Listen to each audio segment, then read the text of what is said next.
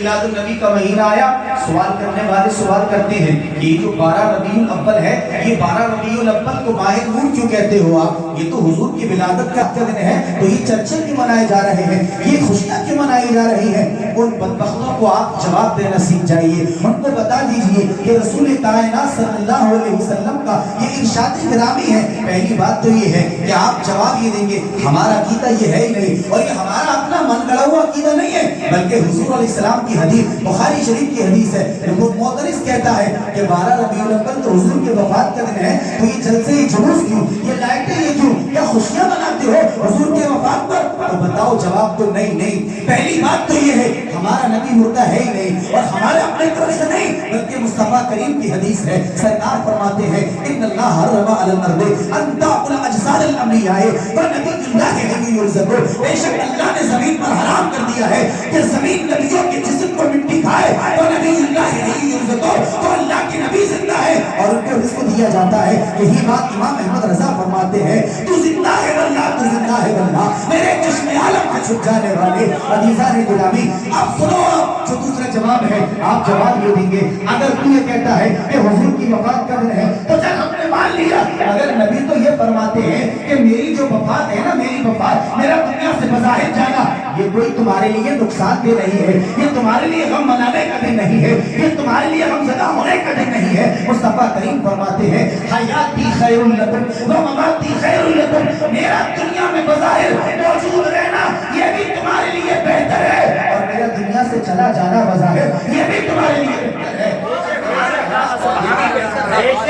خیر لکم و مماتی خیر لکم، میں بظاہر رہوں تو یہ تمہارے حق میں بہتر ہے، اور میں چلا جاؤں تو یہ تمہارے حق میں بہتر ہے۔ وہ مماتی خیر لکم، یہ مصطفیٰ کریم فرما رہے ہیں۔ اب بتاؤ آپ جو یہ کہہ رہا ہے کہ رسول کائنات کی وفات پر جلوس کیوں نکال رہے ہو، تو نبی تو کہتے ہیں میرا اگر انتقال، میرا وصال جو ہے، میرا بظاہر دنیا سے جانا، اے میرے امتیوں تمہیں غمزدہ ہونے کی ضرورت نہیں ہے، جانا یہ رحمت، موجود رہنا بظاہر یہ رحمت۔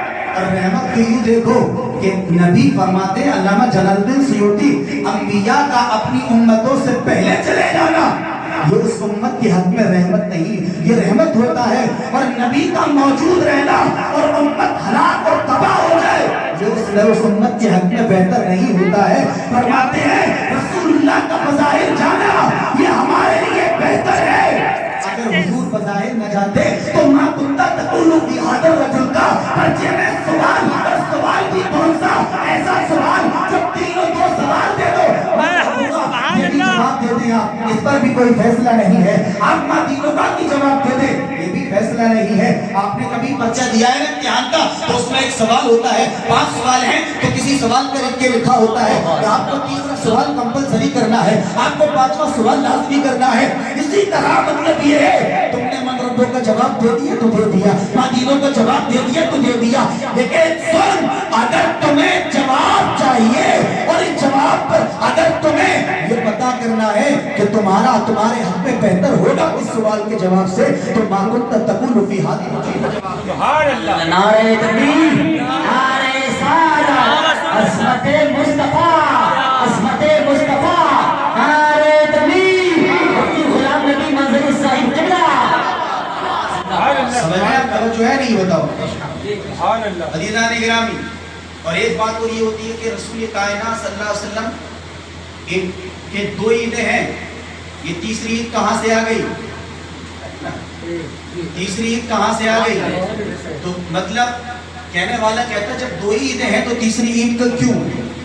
اور پھر ایک اور اس پر جو بات میں نے کی تھی نا کہ رسول اللہ کی وفات کا دن ہے تو پھر عید، یہ جلوس کیوں؟ تو اب مشکات شریف کو پڑھیا، سرکار کی حدیث بات ہے، رسول کائنات صلی اللہ علیہ وسلم فرما رہے ہیں کہ اے لوگوں یہ جو جمعہ کا دن ہے، یہ جمعہ کا دن جو ہے نا، سرکار فرماتے ہیں یہ آدم کی تخلیق کا دن بھی ہے، اللہ نے آدم کو اسی جمعہ میں پیدا فرمایا ہے، اور یہی جمعہ مبارک جو ہے آدم کی وفات کا دن بھی ہے۔ اور پھر حضور فرماتے ہیں کہ اے لوگوں جمعہ آدم کی وفات اور تخلیق کا دن ہے، اور یہی جمعہ مسلمانوں کے لیے عید کا دن ہے۔ نبی کا وفات عید بھی ہوتا ہے، اور عید ہوتا کس انداز میں میں ہے تو مصطفیٰ کریم فرما رہے ہیں حیاتی خیر لکم و مماتی خیر لکم، میرا رہنا بظاہر یہ بھی رحمت ہے اور چلے جانا یہ بھی رحمت ہے۔ عزیزان ملت اسلامیہ، اب سنو، آپ ہم تو حضور کا میلاد منا رہے ہیں نا۔ اب میں آپ کو ایک بات بتا رہا ہوں، آپ نے بہت بار یہ بات سنی ہوگی، قاری فروززاد سے بھی سنی ہوگی، قاری سعادت صاحب سے بھی سنی ہوگی کہ جب سرکار کی ولادت ہوئی جس دن، تو سرکار کا ایک چچا تھا جس کا نام ابو لہب تھا، اس کو جا کر اس کی لونڈی سویبہ نے خبر دی کہ آپ کے بھتیجا آیا ہے، لونڈی کو آزاد کر دیا۔ کس خوشی میں؟ کہ میرے بھتیجا پیدا ہوا ہے، توجہ ہے نا آپ، میرے بھتیجا پیدا ہوا ہے، اس خوشی میں لونڈی کو آزاد۔ میں واقعہ نہیں بتاؤں گا آپ کو، بس بتانا جو میرے ذہن میں ہے وہ ایک نکتے کی بات بتانی ہے۔ ابو لہب کون ہے جانتے ہیں آپ؟ ابو لہب وہ سڑا ہوا کافر ہے جس کے رد میں تبت یدا ابی لہب نازل ہوئی ہے۔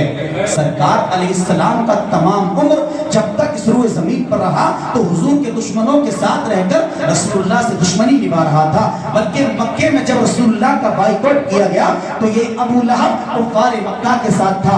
وہ سرکار کا 3 سال کا بائیکاٹ، آپ نے سنا ہے نا کہ مکے کی سرزمین ہے، سرور دو عالم صلی اللہ علیہ وسلم کا سماجی بہشتار کیا جا رہا ہے، اور 1-2 دن کے لیے نہیں، 3 سال کے لیے بہشتار تھا۔ اور اس بہشتار کا سرگنا کون تھا؟ وہ رسول اللہ کا سگا چچا